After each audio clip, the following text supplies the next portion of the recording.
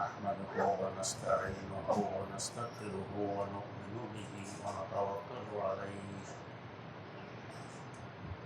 ونعوذ بالله من شرور أنفسنا ومن سيئات أعمالنا من يهده الله فلا مضل له ومن يضلله فلا هادي له ونشهد أن لا إله إلا الله وحده لا شريك له ونشهد أن سيدنا ونبينا ومولانا محمدا عبده ورسوله أرسله بالحق بشيرا ونذيرا وداعيا إلى الله بإذنه وسراجا منيرا صلى الله تعالى عليه وعلى آله وأصحابه وسلم تسليما كثيرا أما بعد فأعوذ بالله من الشيطان الرجيم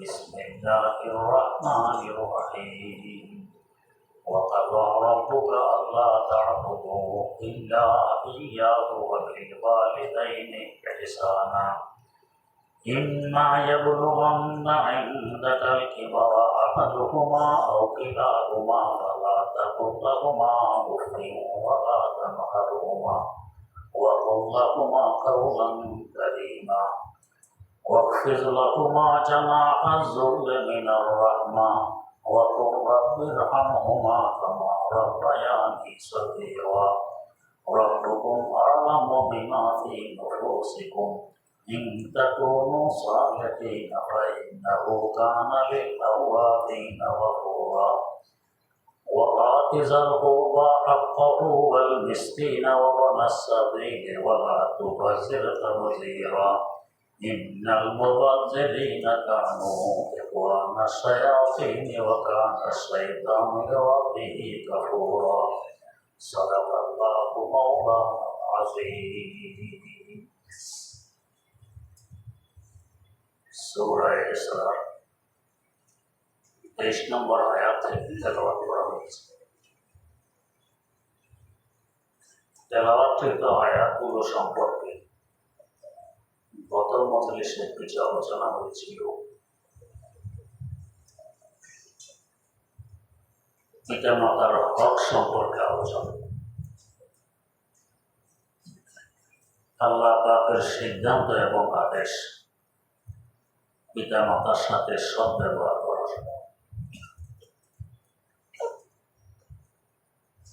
পিতা মাতার সাথে সদ্ব্যবহার করলে যখন এই যুবক পিতা মাতা হবে, তার সাথেও তার সন্তানেরা সদ্ব্যবহার করবে। আর যদি এখন যুবক অবস্থায় পিতা মাতার সাথে সদ্ব্যবহার না করে, সে যখন পিতা মাতা হবে তার সন্তানেরাও তার সাথে সদ্ব্যবহার করবে না।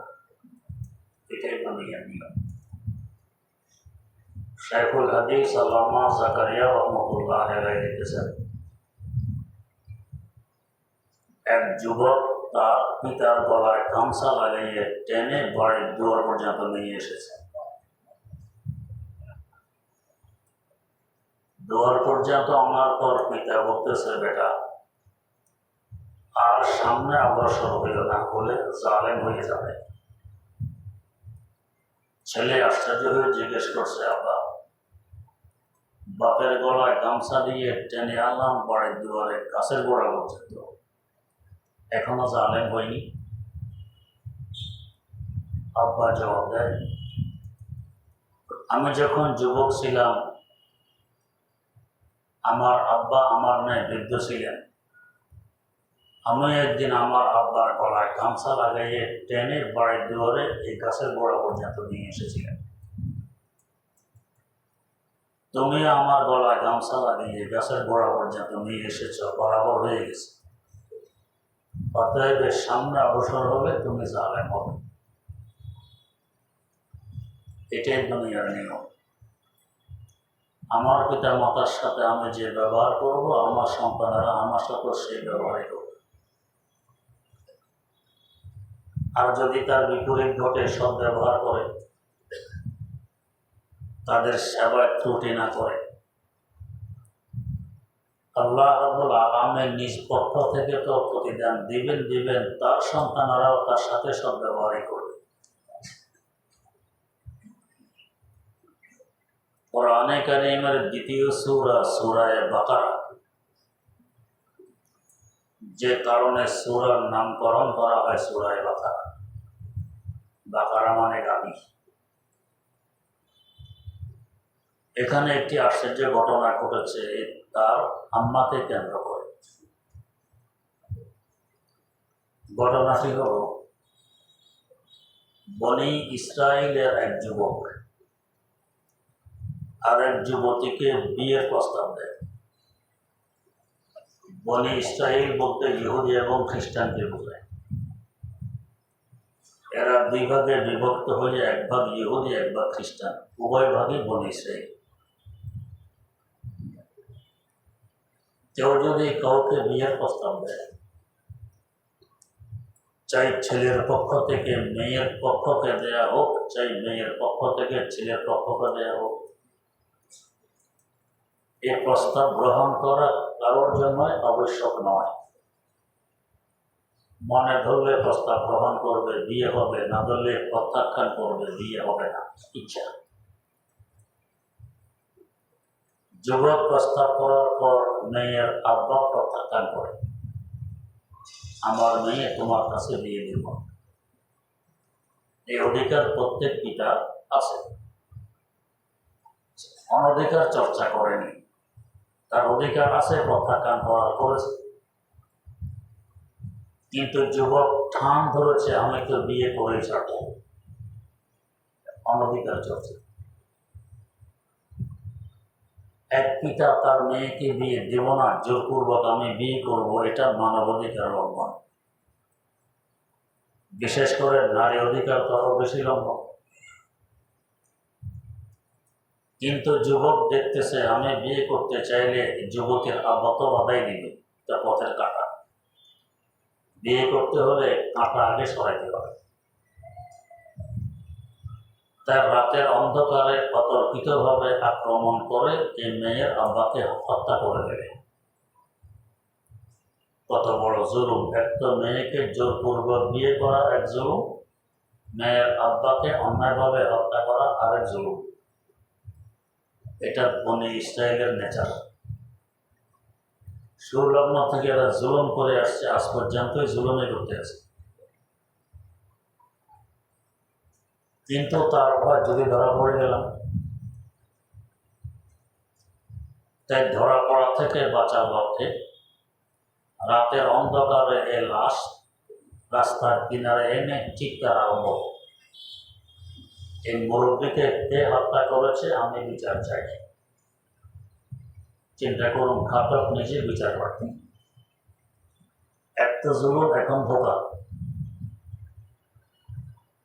যাতে জনগণ একথা বোঝে এই মুরব্বী নিচ্ছে তার কিছু হবে, আশাবাদ হয়।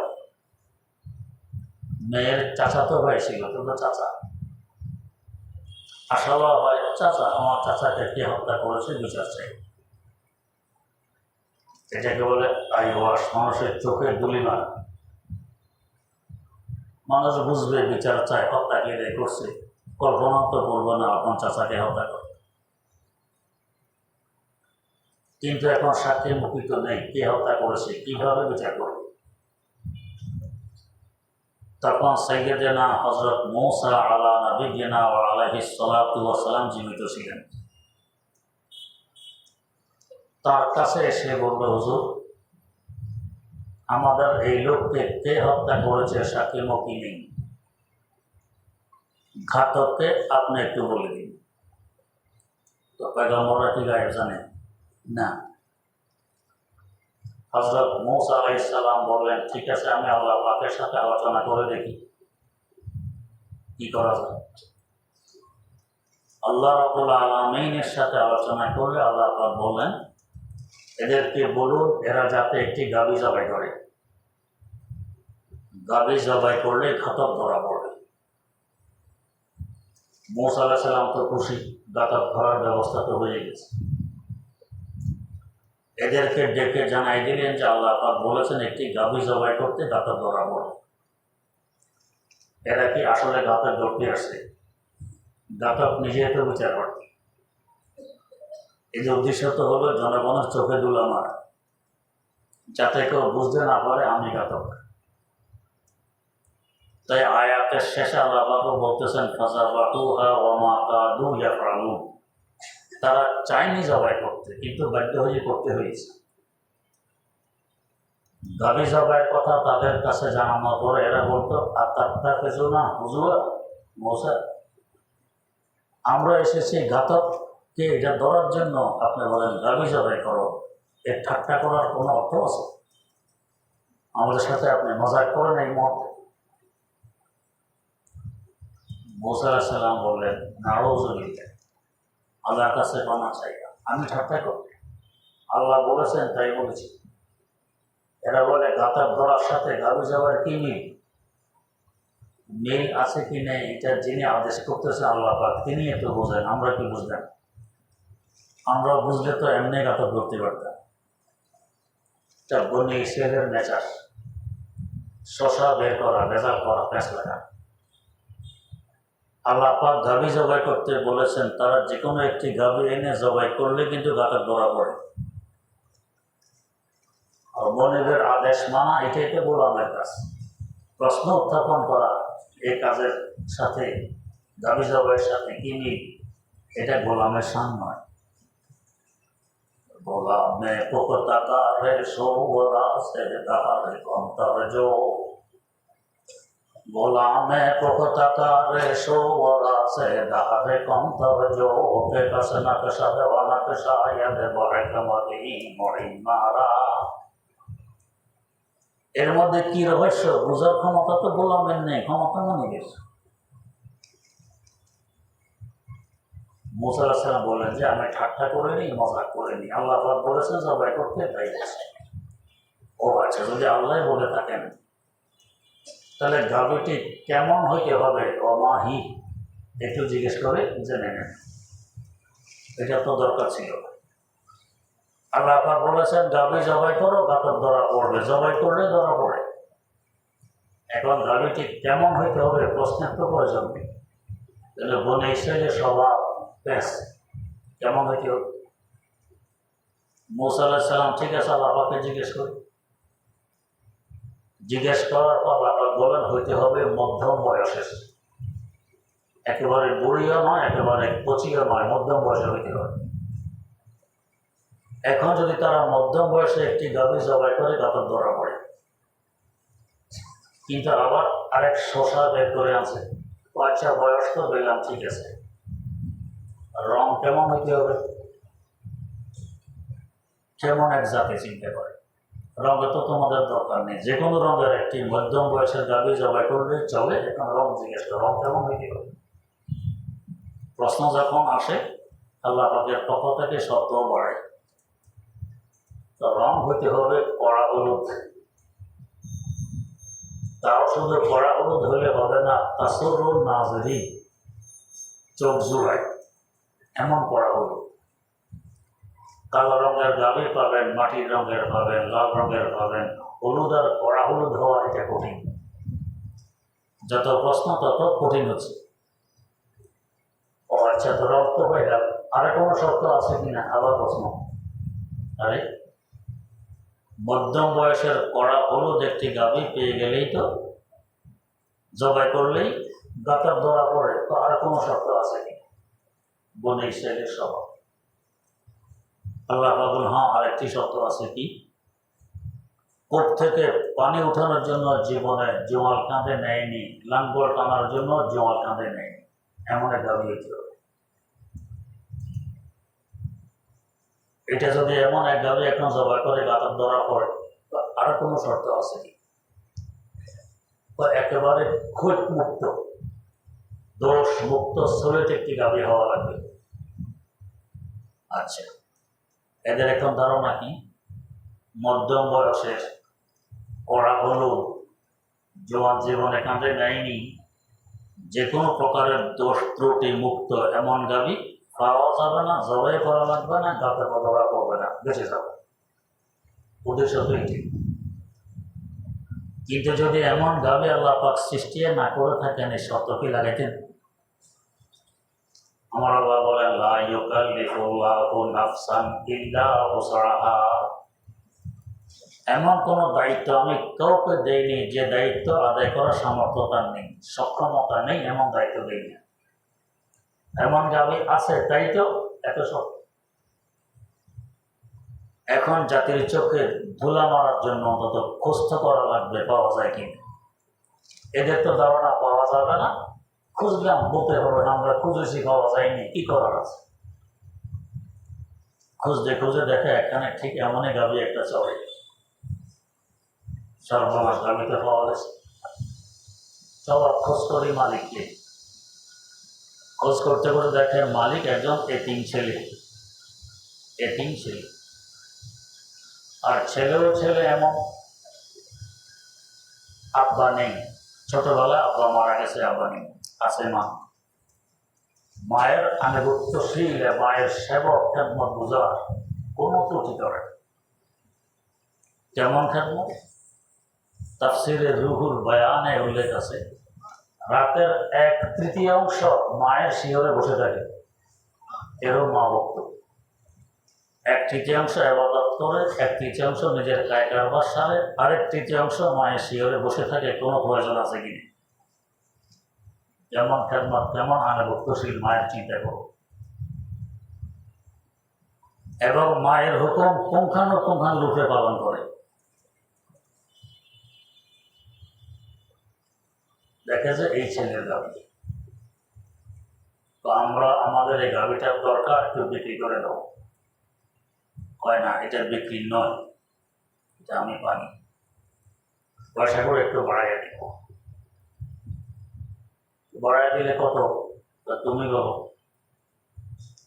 আজ থেকে 5-6 হাজার বছর আগের কথা, সংখ্যাই তো হয়তো আবিষ্কার হয়নি, হইল 2-1টা। আপনারা জানেন, যদি কখনো কারো কাছে 1000 টাকা থাকে, নাম পড়ে তো হাজারে, আরে বাপরে বাপ, 1000 টাকার মালিক, হাজার। কিছুদিন পরে হাজারের মূল্য রয়নি, আর শিখেছে লাখের কাছে। লাখ টাকার মালিকের ওপর লাখ কোটি দাম। এরপরে লাখেরও ভ্যালু রয়নি, এবারে আসছে কোটি, কোটি কোটি। এখন কোটিরও তেমন মূল্য নেই, এখন আরব কোটি, 100 কোটিতে 1 আরব হয়, আরব কোটি। 2-4 দিন পরে এটার মূল্য থাকবে না, আর খরব কোটি, 100 আরবে 1 খরব হয়, খরব কোটি। আস্তে আস্তে বাড়তে থাকে। তো 6000 বছর আগে সে দাম চাবে, কত চাবে, এত সংখ্যাও তো নেই। আরো বেচারা এতিম মানুষ, ছোট মানুষ। বললো, আমার গাভী জবাই করার পর যখন চামড়া ছিলবেন, এ পুরো চামড়ার ভিতরে যত স্বর্ণ ধরে, এটা আমার গাভীটা। এত দাম কেন চাইল? এরা যখন গাভী দেখে ছেলের সন্ধানে আসতেছে গাভী খরিদ করার জন্য, এর আগে আগে আল্লাহ একজন ফেরেশতা পাঠাই দিলেন। মানুষের স্রোত ধরে এসে বলে, কিছু লোক আসতেছে তোমার গাভী খরিদ করার জন্য, যে পরিমাণ দাম চাইতে পারো চাবে, পেয়ে যাবে। আল্লাহ পাক ফেরেশতার মাধ্যমে আগে বুঝিয়ে দিয়েছেন, যে পরিমাণ চাইতে পারো চাবে, দাম পেয়ে যাবে। তো তার তো জানাই আছে আগে, চাইলেই পাওয়া যাবে, তাই চাইছে, তার বুঝে যা ধরছে তা। গাভীর চামড়ার ভিতরে যত স্বর্ণ ধরে, এটা গাভীর দাম। একটা গাভীর গোস্ত 2.5 মণ, 3 মণ, 4 মণ, 5 মণ তো হয়। গোস্তের ওজনের তুলনায় স্বর্ণের ওজন আরো বেশি।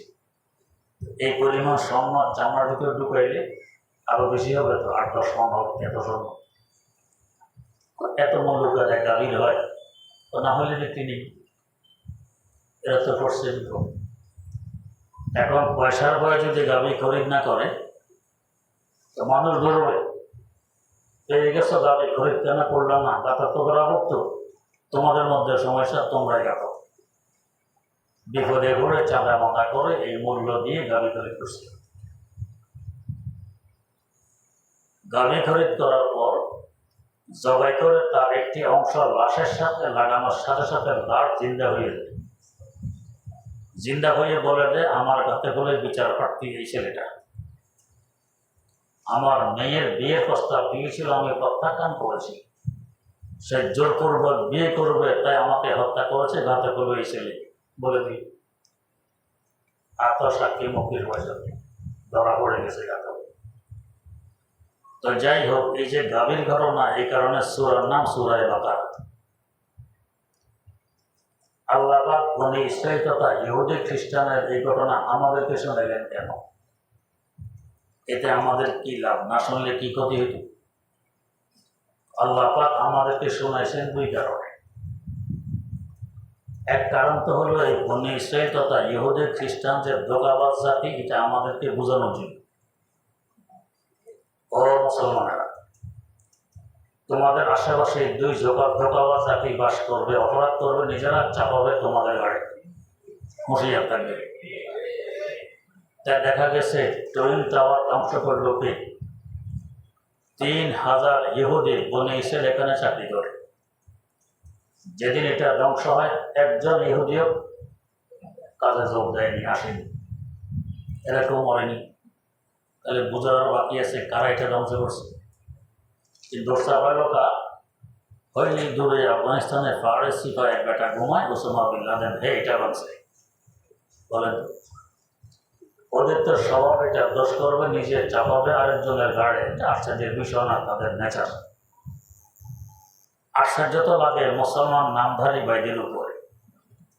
ইহুদি খ্রিস্টান যা বলে এটা ওহির মতো, এরাও সে কথাই বলে। ওরা তো ধোঁকাবাজ, তোমরা তো মুসলমান জাতি, তোমরা ওদের ধোঁকায় বড় কেন? দিনই শিক্ষা না থাকলে, দিন ধর্ম না থাকলে যা হয় তাই হয়েছে।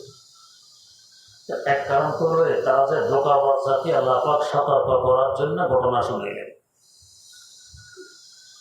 আরেক কারণ, পিতা মাতার খেদমত করলে কি লাভ, এই ঘটনা আমাদেরকে শোনায়, সে লাভটা জানাই দিন। এই এতিম ছেলে মায়ের খেদমতের বরকতে একটা গাভীর বিনিময়ে মুহূর্তের মধ্যে কোটি কোটি টাকার মালিক হয়ে গেছে। খেদমতে মা দর কোন সব অসাম, তাদ ইয়াদি হর দুআ গমনে কে নাম, তাদ ইয়াদি হর দুআ গমনে কে নাম। সকাল সন্ধ্যা তথা সারাদিন পিতা মাতার খেদমত করো, উপকার তোমার হবে। উভয় জাহানে ইজ্জতের মালিক হবে এবং ধন সম্পদের মালিক হবে। দেখা গেছে পিতা মাতার খেদমত করলে হায়াত বড়ে, সম্পদেরও মালিক হয়। এক বুজুর্গ ছিলেন, নাম ছিল ইসহাক। আরেক বুজুর্গ স্বপ্ন দেখে ওনার কাছে আসছে, হুজুর আপনার ব্যাপারে একটি স্বপ্ন দেখলাম। তো কি? আজ রাতে স্বপ্ন দেখলাম আপনার দাড়িগুলো হীরা মনে মুক্তা জওহর দিয়ে সাজানো, এত সুন্দর লাগে, হীরা মনে মুক্তা জওহর দিয়ে আপনার দাড়িগুলো সাজানো। তো ঠিকই দেখেছ, আজ রাতে আমি আমার পা মোবারক মুছে দিয়েছিলাম আমার দাড়ি দিয়ে। তো রাত্রে দাড়ি দিয়ে মায়ের পা মুছে দিলেন। আরেক বুজুর্গ স্বপ্ন দেখতেছেন দাড়িগুলো আল্লাহ পাক সাজাই দিলেন হীরা মনে মুক্তা জওহর দিয়ে। আর যদি খেদমত না করে তো তার উল্টাটা ঘটে। এখন আপনার মানে এখন কি করে? তাফসীরে কিতাবে উল্লেখ আছে, এখন তাদের নিকটের আত্মীয় স্বজন, বন্ধু বান্ধব, তাদের সাথে সদ্ব্যবহার করো এবং কবরের পাশে গিয়ে দাঁড়াও। যখন সুযোগ হয় ইসালে সওয়াব করো। সামর্থ্য অনুপাতের দান খয়রাতের মাধ্যমেও, কোরআন তেলাওয়াতের মাধ্যমেও ইসালে সওয়াব করো। যে সন্তান বাপের জন্য মায়ের জন্য দোয়া করে না, এই সন্তানের রিজিকের অনাটন দেখা দেয়, রিজিকের অনাটন দেখা দেয়। আর যদি পিতা মাতা অন্তরে কষ্ট দেয়নি, জীবদ্দশায় মারা যাওয়ার পরে ইসালে সওয়াব করে আল্লাহ রিজিকে বরকত দিয়ে দেয়। তাফসীরে রুহুল বয়ানে উল্লেখ আছে, পিতা মাতার জন্য দোয়া করলে রিজিকে বরকত হয়, দোয়া না করলে রিজিক থেকে বরকত উঠে যায়, অনাটন শুরু হয়। আল্লাহ রাব্বুল আলামিন আজকের আয়াতে আদেশ করলেন পিতা মাতার সেবা করো, কষ্ট দিও না, খুব বিনয়ের সাথে তাদের সামনে আসো, দয়া মায়া আদর স্নেহের ভিতর দিয়ে জন্ম করে। এক বুড়ো বেটা এসে রাসূল আকরাম সাল্লাল্লাহু আলাইহি ওয়াসাল্লামের কাছে বিচার প্রার্থী হইলেন নিজের ছেলের ব্যাপারে। কি বিচার? ছেলে এসে বিচার প্রার্থী হইল। কি বিচার? আমার আব্বা আমার অমুক সম্পদ নিয়ে গেছে, আব্বা আমার সম্পদ নিয়ে গেছে, এই জন্য বিচার। হুজুর তার আব্বাকে ডাকলেন। দেখে যে বুড়ো মানুষ এসেছে হুজুরের কাছে। আপনি তার সম্পদ নিয়ে গেছেন? কয় হোক। কিভাবে নিলেন, কেন নিলেন? তো সে যখন অসহায় ছিল, ছোট, আমি ছিলাম যুবক, তার শক্তি ছিল না, আমার ছিল শক্তি। আমার অর্থ সম্পদ তার পিছনে টাকা তারা ব্যয় করছি।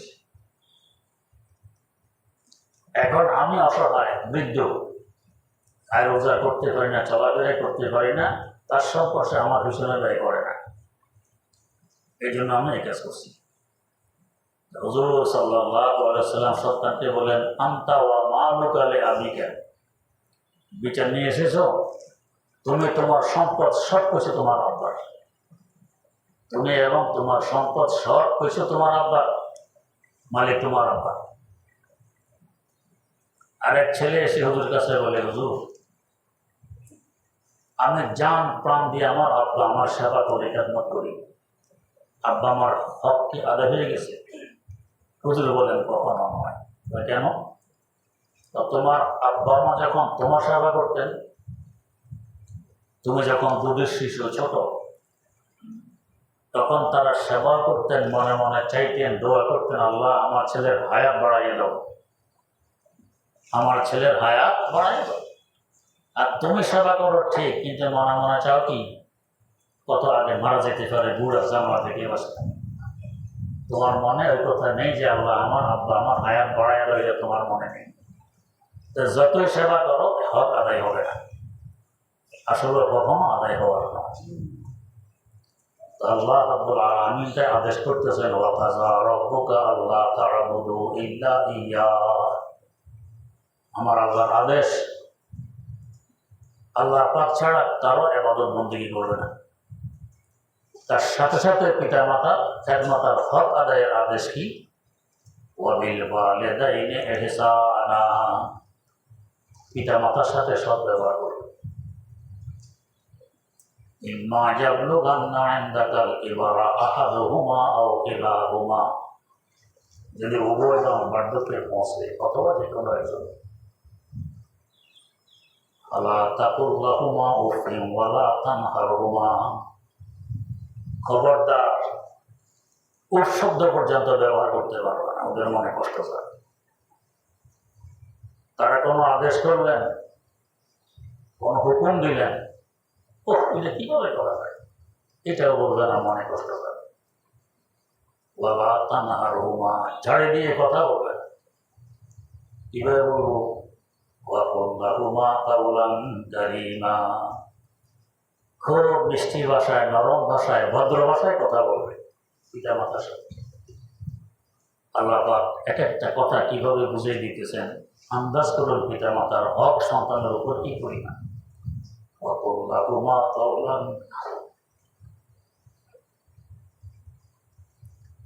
পিতা মাতা তো ছিল একটা দোয়ার ভান্ডার, যতদিন আছে সন্তান কথা শুনলেও দোয়া, না শুনলেও দোয়া, সেবা করলেও দোয়া, না করলেও দোয়া। তো সে বোঝে না, কষ্ট দেয়, আমি তো বুঝি আমার সন্তান সে কষ্ট পাবে, এটা পিতা মাতা সহ্য করে দোয়া করবে। সামনে আসলেও দোয়া, পিছনে থাকলেও দোয়া, চলে গেলেও দোয়া, কাছে আসলেও দোয়া, এটা দোয়ার ভান্ডার। হারিয়ে গেলে দোয়ার ভান্ডার শেষ, এই সম্পদ আর ফিরে আসবে। আল্লাহ রাব্বুল আলামিন বোঝেন পিতা মাতার গুরুত্ব, তো এক একটি শব্দ ধরে ধরে বুঝাই দিচ্ছেন। ওয়া কুল লাহুমা কাওলান কারীমা, নরম ভাষায়, মিষ্টি ভাষায়, ভদ্র ভাষায় তাদের সাথে কথা বলবে। ওয়াকফিজ লাহুমা জানাহা যুল্লি মিনার রাহমা, রহমতের পাখা বিছিয়ে দিবে, মানে খুব নম্র হয়ে তাদের সামনে আসবে। এই জন্য এমন নয় যে আমি বড় শিক্ষিত পিতা মাতা মূর্খ, আমার শক্তি কত বেশি তারা দুর্বল, আমি কত পয়সা কামাই করি তারা অসহায়। খবরদার, এভাবে নয়। আমার এই সব কিছু পিতা মাতার পেশাদার রাস্তা দিয়ে বেরিয়ে আসছে, এগুলোর মূল্য তাদের পেশার থেকে অনেক কম।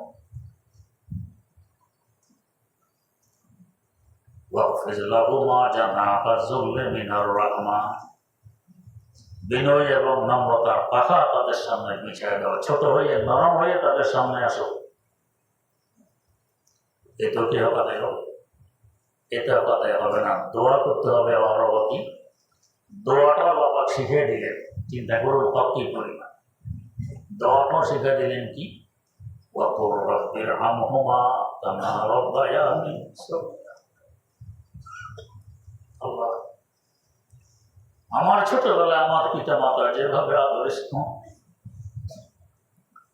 মায়া মমতার ভিতর দিয়ে আমার লালন পালন করেছিলেন, কষ্ট তারা স্বীকার করেছেন, আমি কষ্ট পাই তারা সইতে পারিনি।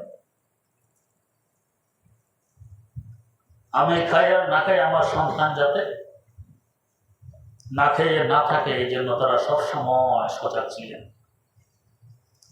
আল্লাহ, আমার ছোটবেলায় যেভাবে তারা আমাকে লালন পালন করেছেন, আল্লাহ তোমার দরবারে বলিয়া তুমি আমার পিতা মাতাকে এইভাবে লালন পালন করো। जैसे बचपन में मेरे माँ बाप ने जैसे बचपन में मेरे माँ बाप ने रहमत शफकत से पाला है मुझे, तो भी उन पर या इलाही रहम कर, उनको रहमत का सिला दे सर्वसर, उनको रहमत का सिला दे सर्वसर। আল্লাহ, তারা এখন তোমার রহমতের হাতে সুবর্ণ করে দিলাম, তাদের মেহেরবানি করে ওইভাবে আদরিষ্ট মায়া মমতার ভিতর দিয়ে তুমি এখন তাদের লালন পালন করো। সুযোগ পাইলে কবরের পাশে যাও, ইসারে সব করো, লাভ হবে তোমার দুনিয়া আখিরাতে ইজ্জত, স্বাচ্ছন্দ্য, আর্থিক সবলতা।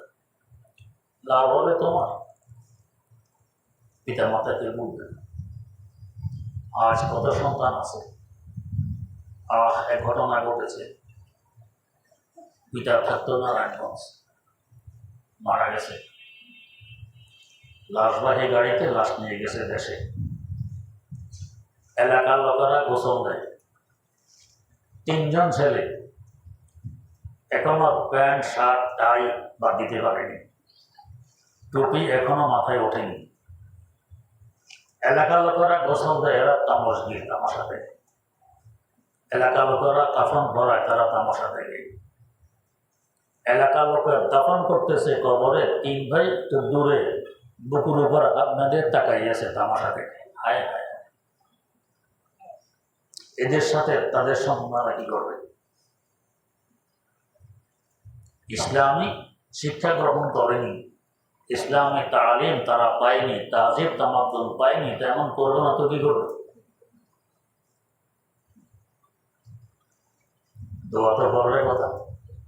এই বাপকে আফসোস করে বলবে না যে তো তাওয়াঙ্গার গাছটাই আজমা লেমা, তো তাওয়াঙ্গার গাছটাই আজমা লেমা, ই জমা গা ফেলসবি আজহা লেমা।